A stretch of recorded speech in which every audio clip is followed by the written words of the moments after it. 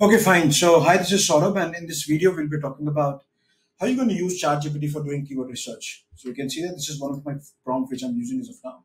So, if one of prompt which is make a list of 50 keywords in your topic niche. So, what you need to do is you need to identify your niche. So, let's say, for example, I want to create a list of 30 keywords, or let's say 10 keywords, and let's say my topic is let's say how to generate leads from digital marketing.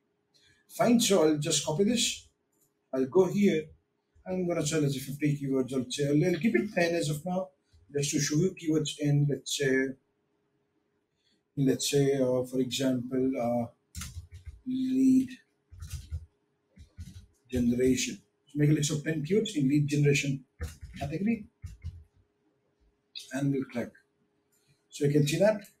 Make a 10 list: email marketing, content marketing, social media, conversion optimization, marketing automations, and sales funnel. So these are the keywords which are very important. So if I'm creating any a lead generation content, if I'm creating a video, if I'm creating and social media calendar, if I'm creating reels, I can talk about all these things.